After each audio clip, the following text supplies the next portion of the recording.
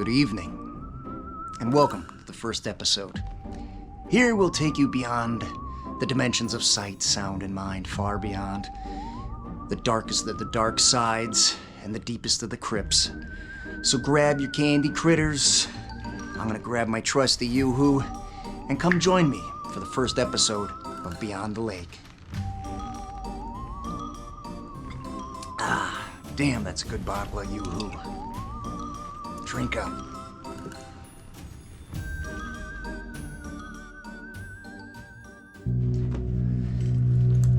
So, a short time ago on September 26th, I had the opportunity to go to the Mall of America and participate in Verse Immersive and Twin Cities Fear Fest's augmented reality experience based on the Trick or Treat film from 2007 from director and writer Michael Dougherty. First off, you get your ticket and you're told it's on the second floor. Well, it's the Mall of America, so you're walking around a little bit trying to find the place. But once you get there, you're led into a room where, you're given a set of glasses. It's an empty room. And because it's augmented reality and not virtual reality, you kind of interact with the images before you, right? So there's 3 stages in this game. 1 is you got to go around collecting candy bars. 2, you gotta throw meat at a werewolf to feed the werewolf, and the last stage is you gotta fight Sam inside of a house, okay? So I went through 4 pairs of glasses because there was so much glitching going on with sound, with visuals, with the augmented reality being too far up into the ceiling to interact with, or too low into the floor to interact with. Feeding the werewolves was impossible. You could never line yourself up properly. Overall, it was a really terrible experience, and I didn't know it was a beta test. That's what they told us when we got there. I'm like, why am I paying this much for a beta test? And having to switch glasses like I think 4 times total. Terrible experience. I wish I could say something good about it, but it's too expensive. There's too many issues. It wasn't fun. It was kind of headache inducing. I suffer simulation sickness, so like when I play first player games, I get a little vertigo and nauseous, so I can't play for too long. This didn't bother me so much, okay? And not as bad as that. So if you have simulation sickness like I do, you could probably, hack it. But it's just not fun. It was a terrible experience. I wish I didn't pay that much, but at least I could pass that on to you so you can make your own decision whether you want to try it out or not. Great idea, just wasn't that fun.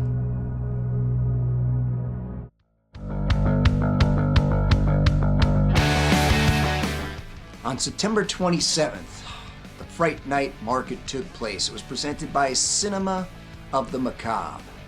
It was at Falling Knife Brewery in Minneapolis, and man, was it packed. It was a great day, a great turnout, with great vendors. From Beyond the Lake podcast was there, Tape Freaks, VHS Ruined My Life, Other Skies, Weird Fiction, Weird Punk, whole lot of VHS, whole lot of DVDs, whole lot of music, a whole lot of everything horror. And I want to videotape more, but it got too damn busy. So next event, I'll show you around. I did get a chance to talk to 2 people, and here they are. Without further ado. Here with Emily. How are you, Emily? Good. Good. We're at the Fright Night Market here in Minneapolis. So let me ask you something. What's your favorite horror series? It has to be Nightmare on Elm Street. Nightmare on Elm Street. Why? I love the comedy with the horror and all of the effects and practical effects they have with it. Every movie is always a ton of fun. I think the third one's probably my favorite. I love the third one. It's so good, Dream Warriors. And that 80s heavy metal anthem. Yeah, it's got good music. It's got the effects are so good. It just gets kind of zany out there, and I love that about it. Is there anyone that you didn't like? Oh, you know what? Even the ones that were my favorite, I still love. Like, I don't think I would give any of them a bad rating because they all had an aspect that I was like, you know what? That was still really fun. What do you think of the remake with Jackie Earl Haley? Oh, you know what? I watched that this year for the first time. It took me a while to get to it. It was fine. Again, I got to watch Freddy again in that way, so. I didn't think he was bad. I just think he wasn't Rob Reiner. Yeah, it wasn't the same, but All right, well, thank you. Hello, everybody. I'm here with Grace today. Say hi, Grace. Hi. I got a quick question for you. What's your favorite classic black and white horror movie? For me, it would be House on Haunted Hill, the original with Vincent Price, I believe. Yes. Good choice. Why did you choose that one? It's always been my top maybe two. Like it kind of rotates or moves a little bit, but yeah. You should check it out. Yeah. Thank you, Grace. Yeah. Thank you so much.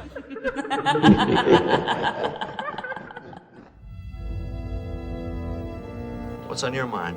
Well, Eddie, I'm trying to get a hold of a friend of yours. Richard Flynn? My mother was Angela Nash. I think my mother's alive, and I want you to help me find her. Something big's about to happen. Something evil. Hear me, Malleus! Great sentinel of the darkness! Send me your soldiers!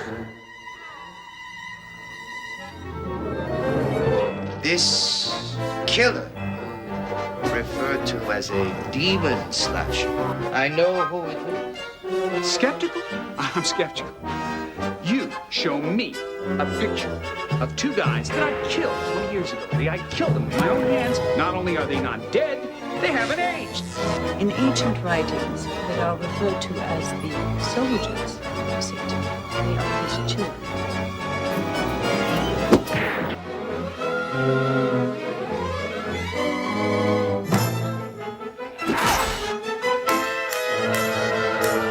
Destroy him!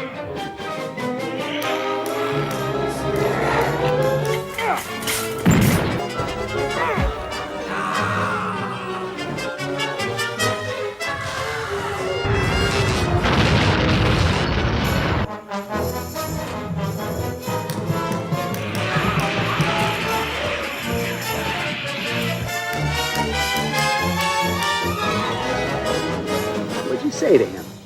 I told him to go to hell.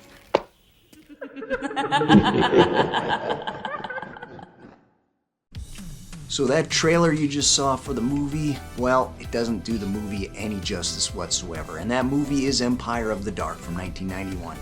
Now, if you watch it, it looks like it's from 1983, but you know what? It's all right, because it's awesome. I don't care when it came out. It's got a high rewatchability just for the fun factor. The guy that directed it, produced it, wrote it, probably Ed Wooded the whole damn thing himself is Steve Barquette, and he plays Flynn. Okay? He's got to save this woman and her child from the depths of hell. He's fighting demons. He's fighting, I don't know, maybe Satan shows up at some point. There's so much going on, I don't even know. There's cultists, there's demon cultists, there's ninjas, there's sword play, there's gun play. Things are blowing up, heads are getting cut off. It's everything you could want out of like an awesome 80s action movie and an awesome 80s horror movie. There's a lot of mustaches too, so you can't go wrong, okay? This movie also has a fantastic over-the-top fantasy soundtrack that like would be in Lord of the Rings or something, but it's in this movie and somehow it works. The movie made me smile. I laughed. I had a great time, and not at its expense because they tried. Like the acting wasn't that bad. It was machismo, but I don't know. It was just so enjoyable. Highly recommend you check it out. It's free on Tubi, but I want to own this bad boy in my collection because I'd watch it. I'd have friends over to watch it. I'd have anybody watch it. I recommend it. Check it out. Empire of the Dark, 1991. Again, free on Tubi currently. That's it. So every year, Extreme Noise, punk rock music record shop in Minneapolis, put on a flea market.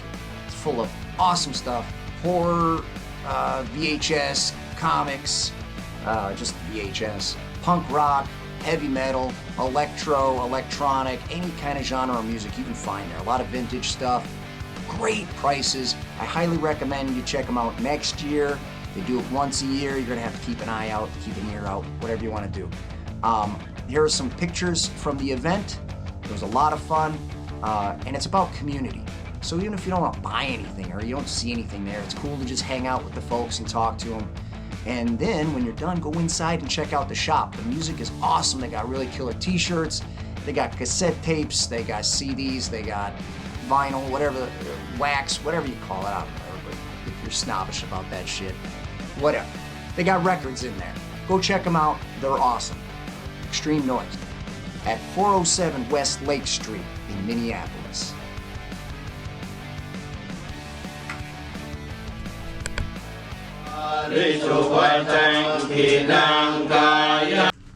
So for today's music review, we're going to be talking about the soundtrack to Housewife from Antoni, MAIOVVI. Hopefully I'm pronouncing that right. So this is put out by Burning Witches Records and Lakeshore Records back in 2019. Let's crack this baby open, see what it looks like. Artwork's really cool. Back is kind of basic. Oh, Jesus. That looks cool, but got a reflection. I'll put some pictures in this video so you can get a closer look at everything. It's a 2 LP.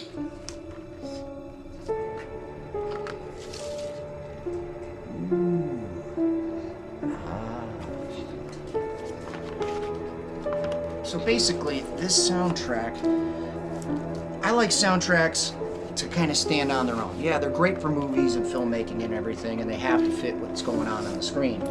But it's kind of nice to put one on and either read a book or use it for role-playing or just have it on in the background. So with this one, it's got a lot of string sounds to it, piano. It's actually a very nice soundtrack that you can listen to on its own. Goes well with the movie, which we'll review at another later date and time. It's not very bombastic. There's not a lot of cacophony, so there's not a lot of build up to this boom. So you know, it doesn't start off where you can't hear anything. You turn up the music so you can hear the thing, and then bam, it blows out your speakers. There's none of that here. It's pretty consistent all the way around. There is some variety. It's just not variations on a theme like some soundtracks, but it's good. I say check it out.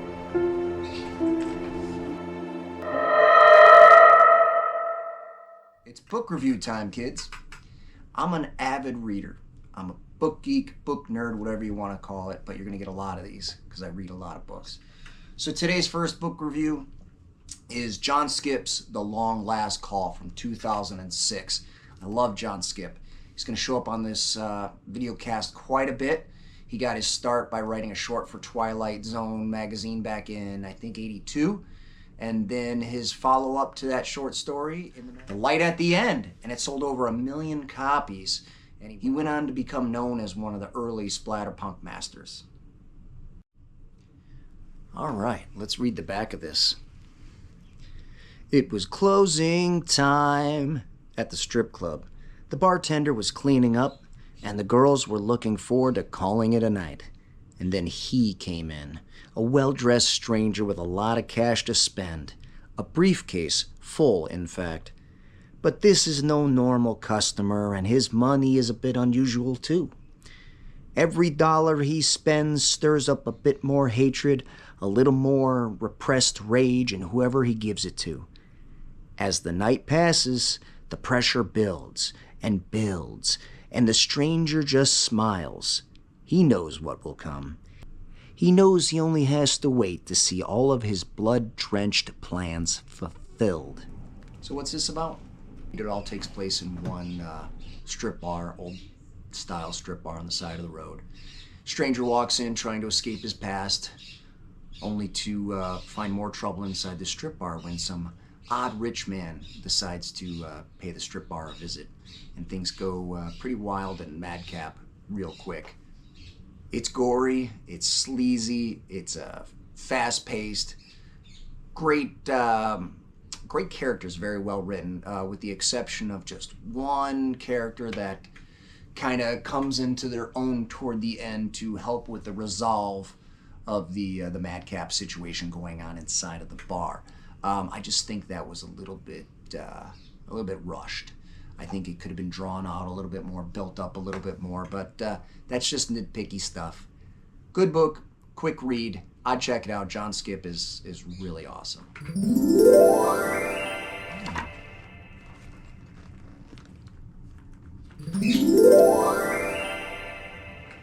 Oh, hi. But you don't have to take my word for it.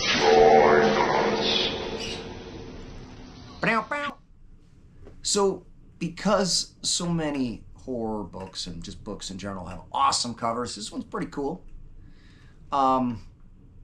You buy them and then you read them and they're terrible.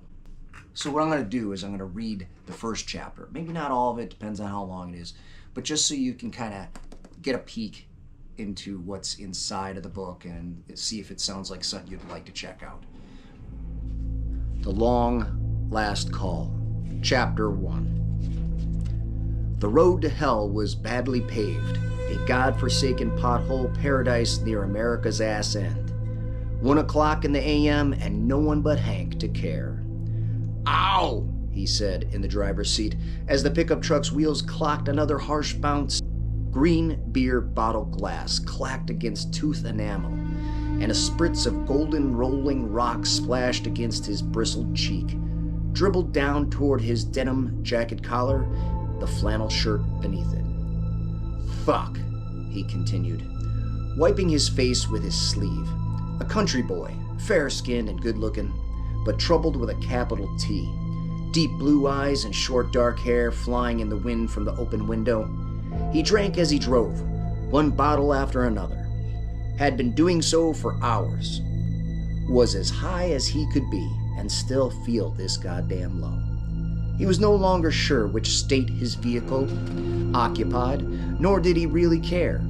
Hank didn't trust much in maps anymore. Truth to tell, he couldn't even trust himself. Indifferent corn stalks swayed in the breeze to either side of the darkened road.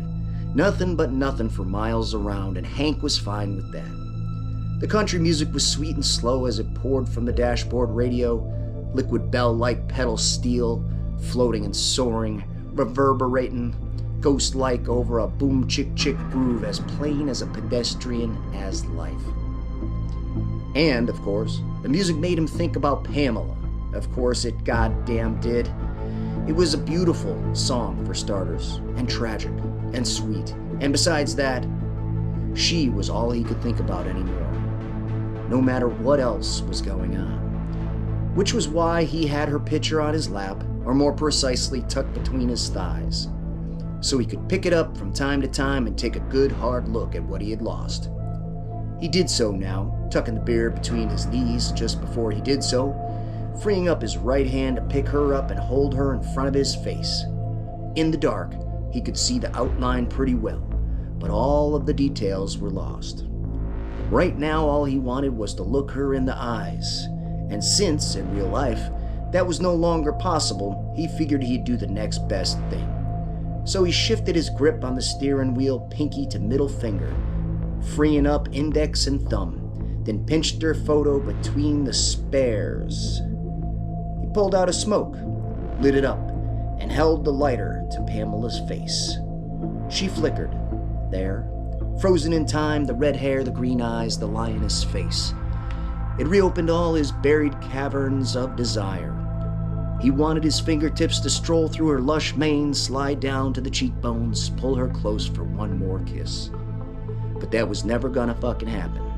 Never gonna fucking happen again. His madness had seen to that, and it was that madness that brought the lighter closer as he stroked the fleshless photo with the knuckles of his hand, feeling the paper instead of the skin, stoking his hopelessness hard.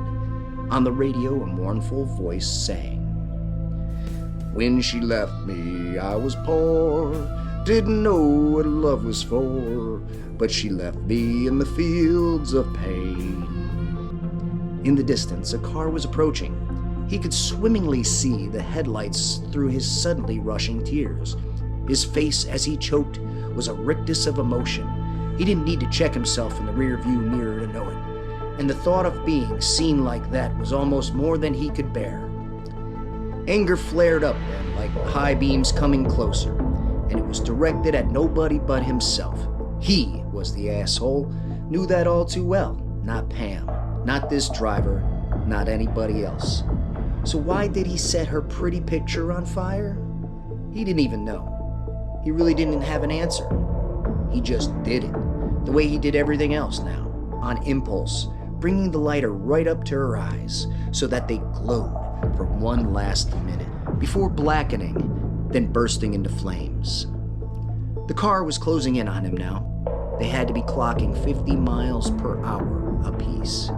He could see that it was a convertible coupe and that the driver, God help him, a storm cloud of billowing red hair.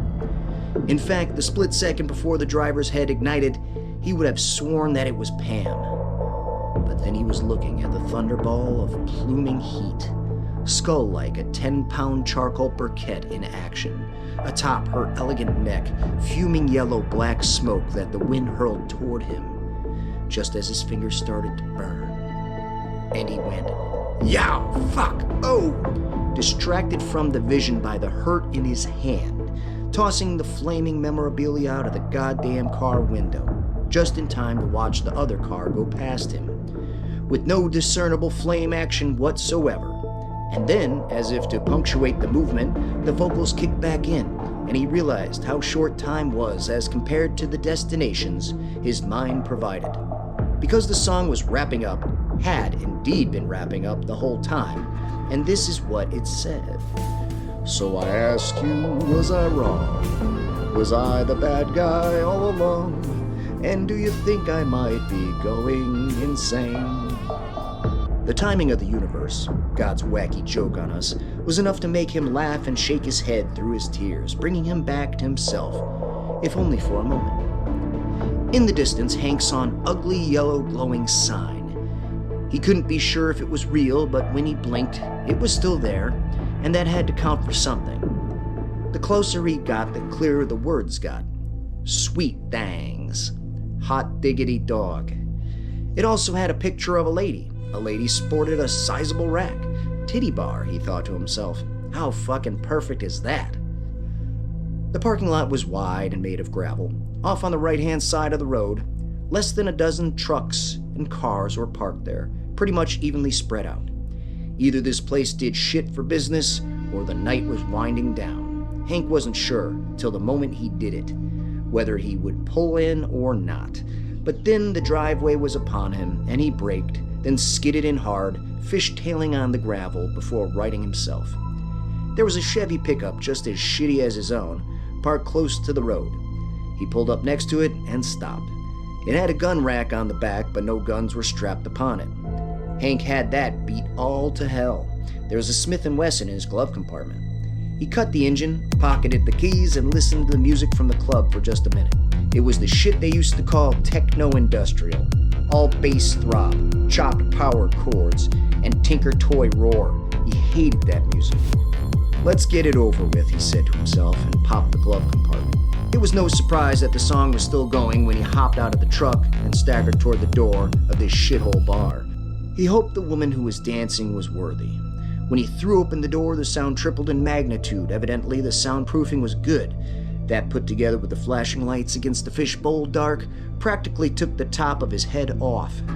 He didn't even see the bouncer until the son of a bitch was right up in his face. $5 cover, said the gap-toothed mouth and the big, hard head that looked down at him now. The eyes were both large and unkind, unblinking in their sockets, more than 6 feet off the floor. Hank fished out a 20, one of the last that he had, and got change. Only then could he scope out the joint. It was dark and smoky except for the stage, which was massively mirrored and brightly lit. The bar was long, with an aging stripper and an old drunk seated down toward the end. They were carrying on, cackling like hammered hyenas, while the bartender hovered behind. The joint had something like a dozen tables, but only one was occupied. It had 3 redneck good old boys, probably 25 to 30 years old, getting played by a pink-haired stripper who was working them up good. As he slid past the bouncer, the old drunk and the strippers all smiled up at him as one, like they were hoping for something. Hank ignored them, casting only a fleeting glance at the sultry Amazon woman flinging her goodies around the stage. Her goodies were way good. That much was clear. The woman was built like Satan's own hourglass, but he needed a drink before he could even think about it. He headed toward the bar. The guy behind it was tall, ruddy, and worn, with a flint and leather face that seen way too much. He had a black Hank Williams 3 t-shirt with the sleeves torn off, and his tattoos were fading. Arms still muscled and wiry, but fighting off 50 years old flat, "What are you having?" the barkeep asked. He sounded like he grew up chomping gravel for breakfast. Hank tried to act normal, wasn't sure if it worked. His own voice, by comparison, sounded jittery, near falsetto. Double-shotted Jack with a Rolling Rock chaser. The bartender shook his head, tilted it back over his shoulder, indicating the line of beer bottles on display behind him. "If you don't see it, we ain't got it." Hank squinted at the row of bottles, distracted by the reflection of the dancer on the stage. She was boner-inducing, and that was a fact. It made him itchy and queasy all at once. Then Heineken, fuck it. And, rifling out his little wad of bills, "I need 20 in ones." The guy took the money and turned away. Hank turned as well, fully facing the stage.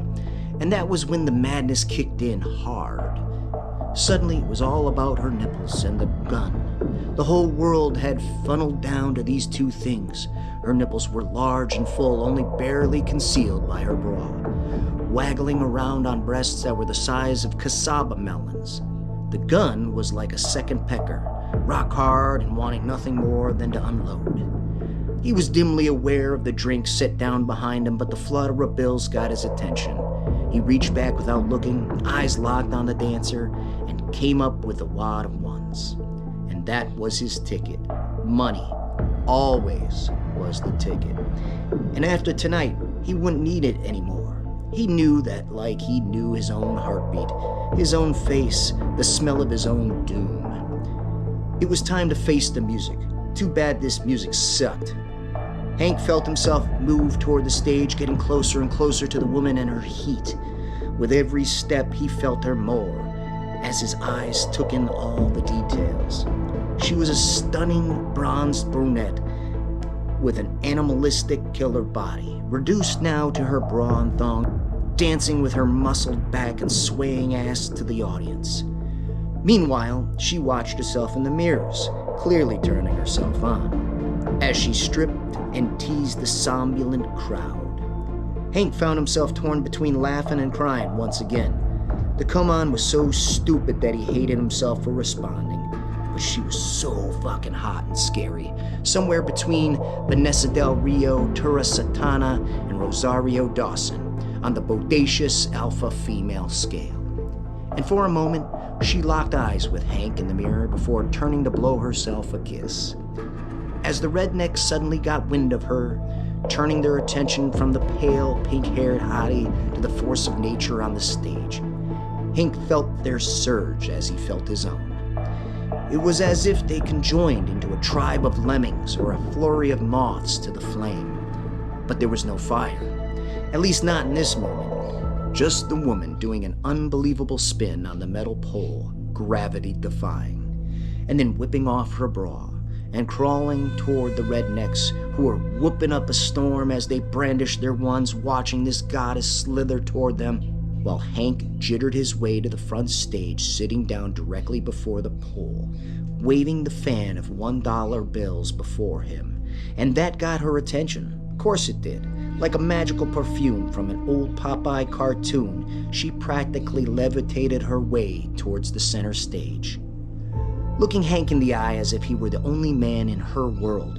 And as he savored that pointless moment, she brought herself full up in front of him, thighs positioned to either side of his face, painted crotch and perfect belly leading up to perfect breasts. And he tossed the money up in the air so that it showered over her in something like slow-mo, strobing in the titty bar lights. Then pulled the Smith & Wesson from his jacket and put it to his temple, and blew his brains out of the left side of his head. And that was when the bartender tapped him on the shoulder, snapping him out of his own madness and back to the madness surrounding. Well, kiddies, that's it. First episode's over. Hope you enjoyed it. Next episodes we got coming are going to have some supernatural encounters, hopefully. We do have some people on an interview list. And if there's anything you want to say to me, write. I'll have you on the show. You can do audio, video, whatever you want. I'm easy. But listen, I hope you guys have a good time. This is just for fun. This is for the community. This is to promote your stuff. and for me to talk about horror with you. So I hope you enjoy. Don't take it too seriously. All these reviews are subjective. My opinion's not right and yours isn't wrong, or vice versa. But enjoy. I have to go find some more Yoo-hoo for now. But until next time, try to enjoy the daylight. Hang on, I think that's copyright. Try to enjoy yourselves. Adios.